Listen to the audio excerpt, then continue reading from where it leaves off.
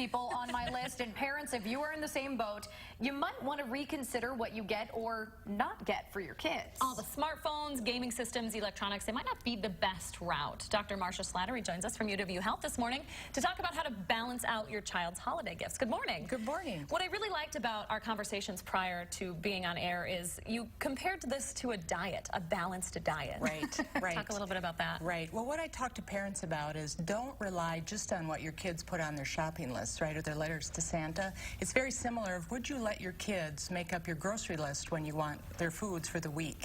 You know what they're going to select, and we know what they need, and it's similar for their shopping as you move out and you're moving forward to what you're going to get them. So make sure that you have a balance of different activities and different things that their brain is also going to have stimulation for. That's important for brain development and healthy development. And sometimes technology and those goals can go a little hand in hand. So let's say, you know, we do get something for our kids that maybe is a little indulgent, for lack of a better term.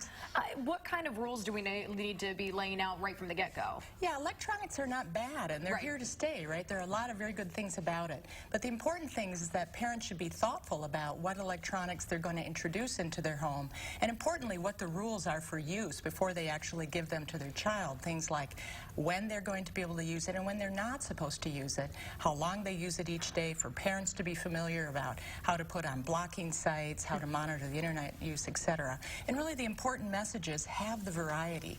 The child's brain is going through massive changes throughout childhood and adolescence. It needs a lot of different types of stimulation. I call it like cross-training for your brain. It taps into creativity and communication with other people and physical exercise. All of those things are important to really maximize the connections and flexibility in a child's brain.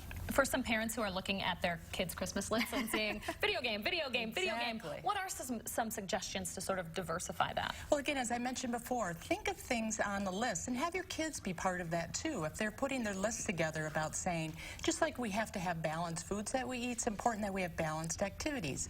So things like physical activities that they can do inside and outside. Things that are creative, like art and hobbies and projects and things like that, that really tap into the creative part of the brain, as well as things that require more interpersonal interactions in person, not just online gaming. So that might be board games or organized activities where they really have to learn to interact, which we know is very important for development of social skills in kids. So maximizing all of those kinds of things and variety really will help the brain grow stronger and have flexibility in the long run. And remember, what you put under the tree is going to be there for the rest of the year. Right. Right. It could affect many Christmases to come. Exactly. Yeah. Exactly. And just, we have about 20 seconds left, Dr. Slattery. Is there something with the anxiety portion of this that you wanted to mention before you head out, as far as, you know, putting electronics in the hands of our kids and what that can do? I think, again, what we know is that too much electronics, there are many studies that have come out to show the detrimental effect of that. Can contribute to problems with attention and learning, more anxiety, irritability, behavioral outbursts. So again, the importance is moderating it, keeping it in balance, and being smart about it. If I go back to my food analogy, for younger kids especially, think of electronics like dessert. It comes after you have the mainstay of these other activities for them to learn how to integrate, but in a very healthy manner. Some really good tips there. Dr. Slattery, thanks so much for joining us this morning. Pleasure to be here. Always good to see you. Hopefully Santa was paying attention. All right, there is a new plan in the city to tackle violence and treat it more like a health problem than actual crime.